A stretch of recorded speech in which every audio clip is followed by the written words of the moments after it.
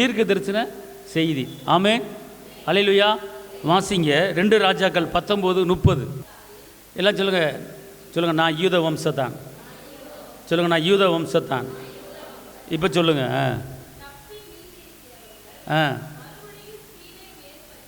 மறுபடி கீழே வேர் பற்றி. எல்லாம் சொல்லுங்க, நான் மறுபடி என் வேறு பற்றி என் மரம் வளர்ந்து நான் கனி கொடுக்க போகிறேன். அல்லேலூயா. அப்படின்னா என்ன அர்த்தம்னு கேட்டிங்கன்னா, நீங்கள் சுத்தமாக ஜீரோவாக இருக்கலாம். உங்கள் மரம் வெட்டப்பட்டுருச்சு. உங்கள் மரம் என்னது? வெட்டப்பட்டுருச்சு. உங்கள் வாழ்க்கை வெட்டப்பட்டுருச்சு. உங்கள்கிட்ட எல்லா பணமும் வெட்டப்பட்டுருச்சு. எல்லா அன்பு வெட்டப்பட்டுருச்சு. எல்லா சமாதானம் வெட்டப்பட்டுருச்சு. எல்லா பாதுகாப்பும் வெட்டப்பட்டுருச்சு. எல்லா கிருபையும் வெட்டப்பட்டுருச்சு. நீங்கள் அது வெட்டப்பட்டு தனி மரமாக நிற்கிறீங்க. வெட்டப்பட்டு தனி மரமாக நிற்கிறீங்க. நான் திருப்பி எலும்புவேனா? எழும்ப மாட்டான். எனக்கு யார் ஆறுதல் படுத்துவா?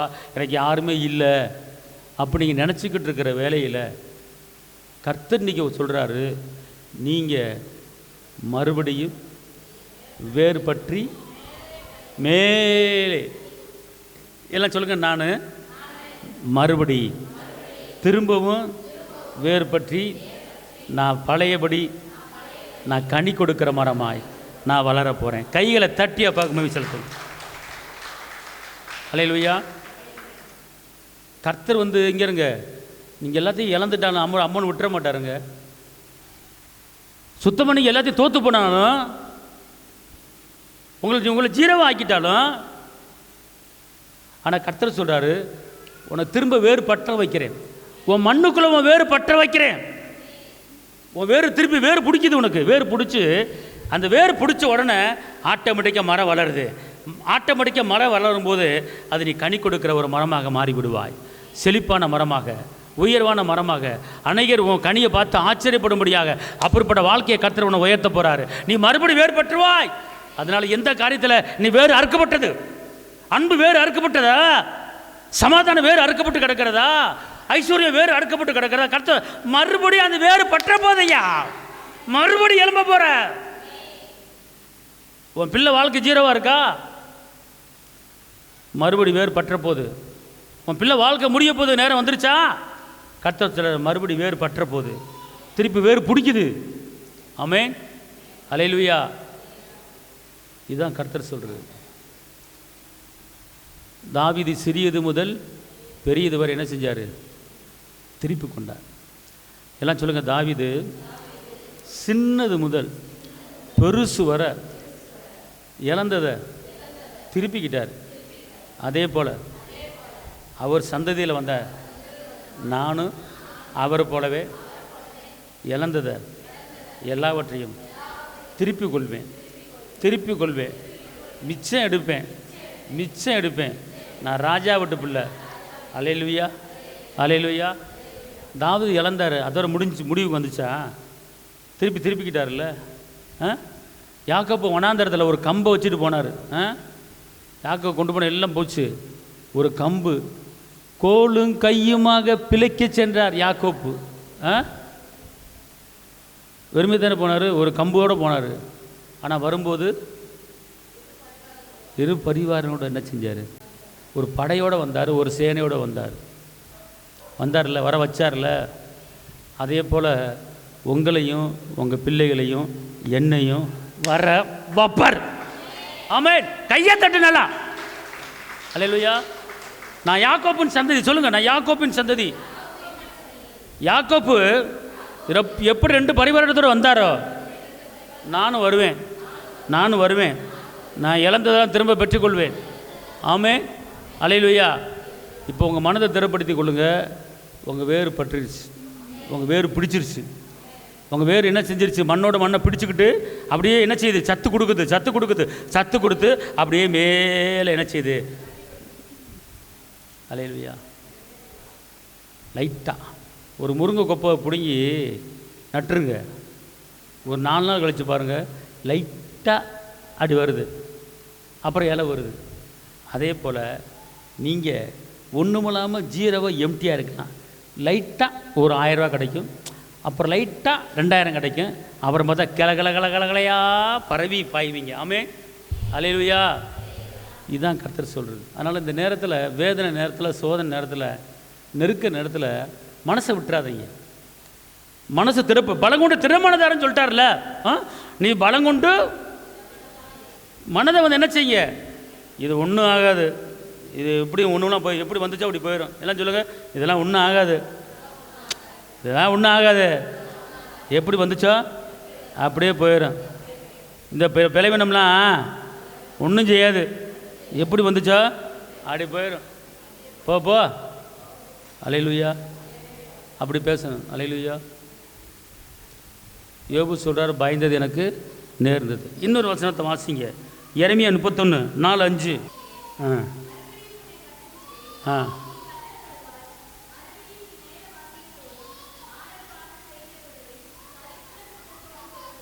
அல்லேலூயா.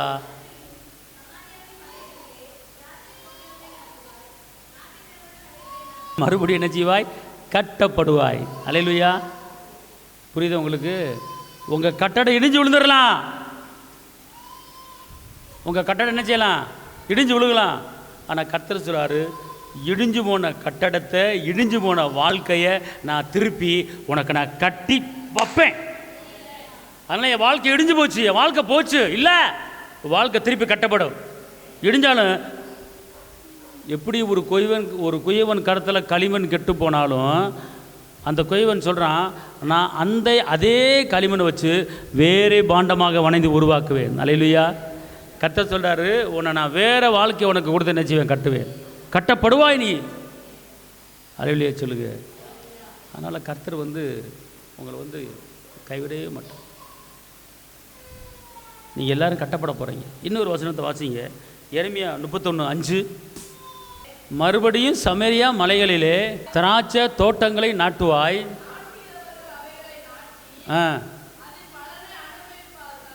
பார்த்தீங்களா? அதாவது மறுபடியும் என்ன செய்வாய், நீ மறுபடி தோட்டத்தை நாட்டுவாய். எல்லாம் சொல்லுங்கள், தோட்டத்தை நாட்டுவேன். அப்போ நான் தோட்டம் என்பது என்ன என்று கேட்டால், நம்முடைய சந்ததி, நம்முடைய குடும்பம், நம்முடைய வேலை, நம்முடைய தொழில், நம்முடைய வியாபாரங்கள். நம்ம இப்போ போய் 10 ஏக்கரில் இடத்த வாங்கிட்டு தோட்டம் போடுற நிலைமையில இருக்கோம். போடலாம் வரும், இனி வரும், தோட்டம் வரும். உங்கள் பிள்ளைங்க தோட்டத்தில் கொண்டு வர போகிறாங்க, நாற்று நட போகிறாங்க, 100 பேர் வேலை பார்க்க போகிறாங்க, தோட்டம் திராட்சை தோட்டம் செய்ய போகிறீங்க. அல்லேலூயா. நீங்கள் அப்படி எடுத்துக்கோங்க, இப்படி எடுத்துக்கோங்க. தோட்டம் என்பது நம்முடைய குடும்பம், தோட்டம் என்பது நம்முடைய வேலை. ஏன்னா அந்த வசனத்தை திருப்பி சொல்லுங்கள், அப்போ தான் உங்களுக்கு புரியும்.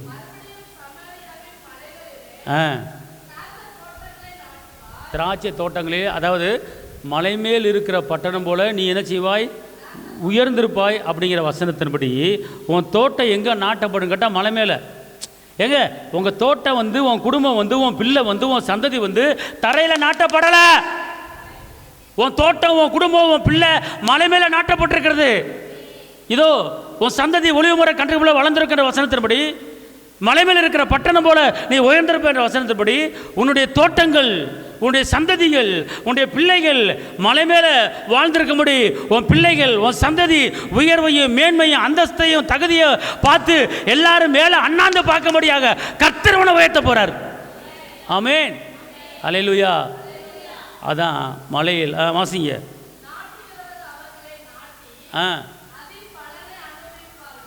அதன் பலனை என்ன செய்வார்கள், அனுபவிப்பார்கள். அதனுடைய பலன் என்ன அர்த்தம், அதனுடைய ஆசீர்வாதங்கள். சுகம் என்ற அந்த பலன், அன்பு என்கிற ஒரு பலன், சமாதானம் என்கிற ஒரு பலன், ஐஸ்வர்யம் என்கிற ஒரு பலன், இவர்களை நீங்கள் என்ன செய்வீர்கள், அனுபவிப்பீர்கள் என்று சொல்லப்பட்டிருக்கிறது. ஏன் தெரியுமா, நம்ம பாடுபட்டு தான் வந்திருக்கிறோம், நெருக்கப்பட்டு தான் வந்திருக்கிறோம், நிந்திக்கப்பட்டு தான் வந்திருக்கிறோம். அதனால் கர்த்தர் உன்னை நான் மறுபடியும் கட்டுவிப்பேன், மறுபடியும் உன்னை எலும்ப பண்ணவே அப்படிங்கிறார். இன்றைக்கி அனைவரும் விழுந்து போயிடுறாங்க அப்படின்னு கேட்டால், அந்த நேரத்தில் மனதை திறப்படுத்த மாட்டாங்க, மனதை விட்டுருவாங்க, அவ்வளோதான் முடிஞ்சு போச்சு அப்படின்னு. அப்படி விடக்கூடாது, திறப்படுத்தி. அப்போ அந்த நேரத்தில் தான் நீங்கள் என்ன செய்யணும், கர்த்தரை என்ன செய்யணும், மகிமைப்படுத்தணும், திருமணத்தை வச்சு. இன்னொரு வசனத்தை வாசிங்க, எசேக்கியேல் 17:6. ஆ ஆ ஆ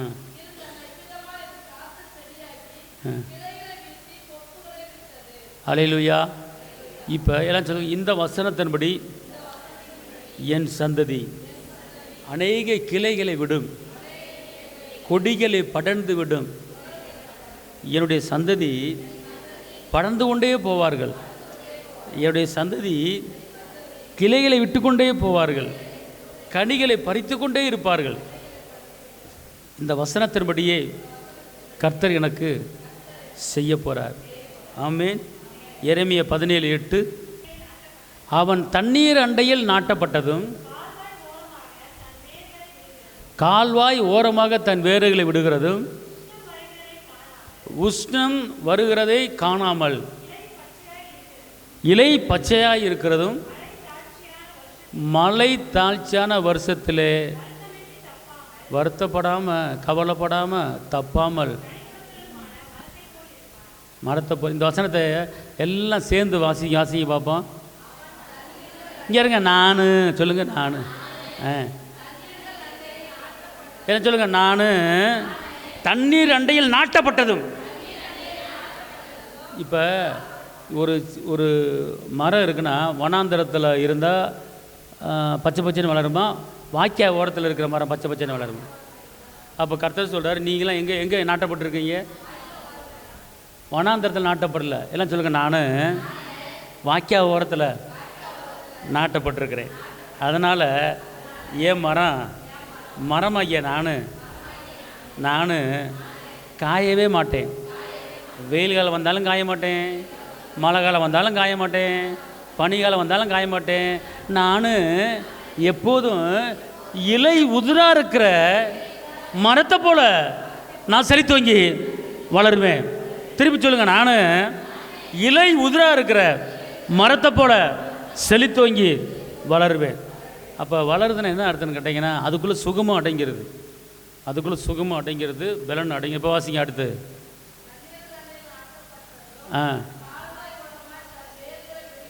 வேறு எங்கே போகுது? கால்வாய் ஓரம். உங்கள் வேறு வட்டாந்தர பக்கம் காஞ்ச பூமி பக்கம் வேறு போகாது. உங்கள் வேறு எங்கே செழிப்பு இருக்குது, எங்கே நன்மை இருக்குது, எங்கே அற்புதம் இருக்குது, எங்கே அதிசயம் இருக்குது, எங்கே அடைக்கல் இருக்குது, எங்கே விடுதலை இருக்குது, எங்கே சுகம் இருக்குது, அந்த பக்கம் உங்கள் வேறு போகுது. அப்புறம் எல்லாம் சொல்லுங்கள், உஷ்ணம் வர்றதை காணாமல், சண்டை வர்றதை காணாமல், பிரச்சனை வர்றதை காணாமல், கவலை வர்றதை காணாமல், பிரிவினை வர்றதை காணாமல்,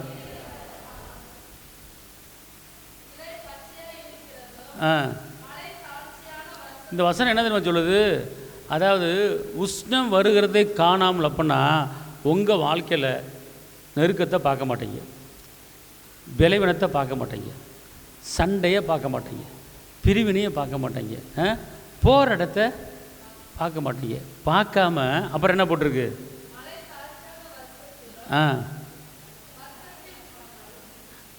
அதாவது மலை தாழ்ச்சியான வருஷத்தில் தப்பாமல். ஐயோ ஆண்டவரே, இந்த வசனத்துக்கு என்ன நன்றி சொல்கிறேன்னே தெரியல. அவர் என்ன சொல்கிறாருன்னா, மழை இல்லாத நாட்களிலும் மழை காலம் இல்லாத நாட்களிலும் நீ வருத்தப்படாமல் நிம்மதியாக சாப்பிடுவ, நீ வருத்தப்படாமல் உன் களஞ்சியம் நிரம்பும். அல்லேலூயா. அழகான வசனம் பாருங்கள். மழை தாழ்ச்சியான வருஷத்திலும் தப்பாமல் என்ன செய்வாய்? அப்போனா நீ உன் மரம் கனி காய்ச்சிக்கிட்டே இருக்கும். தண்ணி இல்லை, மழை வரல, வானம் மற்ற பூமி மழை தண்ணி வரல, வாய்க்கால தண்ணி வரல, அதனால் கனி கொடுக்க முடியாது. இல்லை, நீ மழை வருதோ மழை வரலையோ நீ கனி கொடுத்து கொண்டே இருப்பாய். அல்லேலூயா. புரிஞ்சவங்க அல்லேலூயா. எல்லாம் சொல்லுங்கள், மழை வருதோ மழை வரலையோ நான் வருத்தப்படாமல் நிம்மதியாக சந்தோஷமாக சமாதானமாக கனி கொடுக்கிற ஒரு மரமாக நான் வளருவேன். அல்லேலூயா, அல்லேலூயா, அல்லேலூயா. இப்போ புரியுதா நீங்கள் யாருன்னு? உங்களை எப்படி வைக்கிறாரு? நீங்களே யார் சொல்லுங்கள். நான் கனி கொடுக்குற மரம், நான் கனி கொடுக்குற மரம். மழை வருதோ வரலையோ நான் என் மரத்தில் காய்ச்சிக்கிட்டே இருக்கும். அல்லேலூயா. இப்போ புரியலையா? இப்படி தான் கர்த்தர் உங்களை வைக்கிறார். இன்னொரு வசனத்தை வாசித்து முடிப்போம். நீதிமொழிகள் 18:21.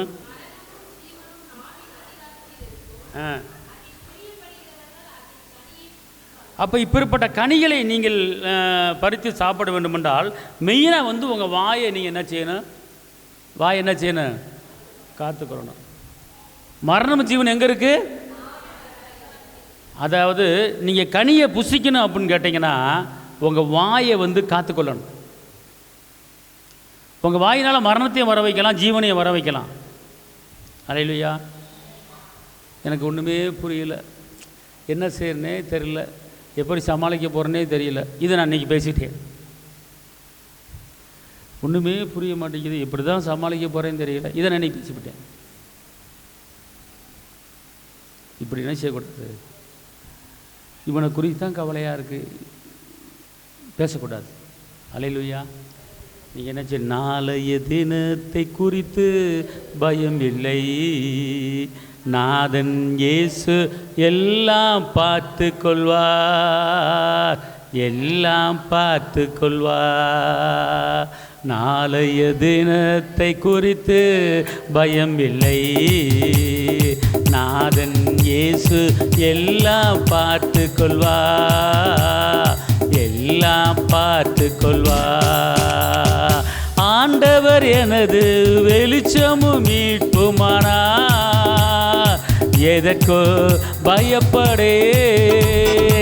ஆண்டவர் எனது வெளிச்சம் மீட்புமானார், எதற்கோ பயப்படே. அவரே எனது வாழ்வின், சொல்லுங்க, அவரே எனது வாழ்வின் பலனானா, யாருக்கும் அஞ்சிடே. அல்லேலூயா. யாருக்கும் அஞ்சிடே. நாளைய தினத்தை குறித்து பயம் இல்லை, நாதன் இயேசு எல்லாம் பார்த்து கொள்வார், எல்லாம் பார்த்து கொள்வார். கேடு வரும் நாளில் கூடார மறைவினிலே ஒளித்து வைத்திடுவா. வாயை திறந்து, கேடு வரும் கூடார ஒளித்து வைத்திடுவா. கண்மலையின் மேல் உயர்த்தி நிறுத்திடுவா. சொல்லுங்க, கண்மலையின் மேல் உயர்த்தி நிறுத்திடுவா. கலக்கம் எனக்கில்ல, அல்லேலூயா, கலக்கம் எனக்கில்ல. நாளைய தினத்தை பயமில்லை, நாதன் இயேசு எல்லாம் பார்த்து கொள்வா, எல்லாம் பார்த்து கொள்வா. தகப்பனு தாயும் என்னை, சொல்லுங்க, தகப்பனு தாயும் கர்த்தர் சேர்த்துக் கொள்வார்.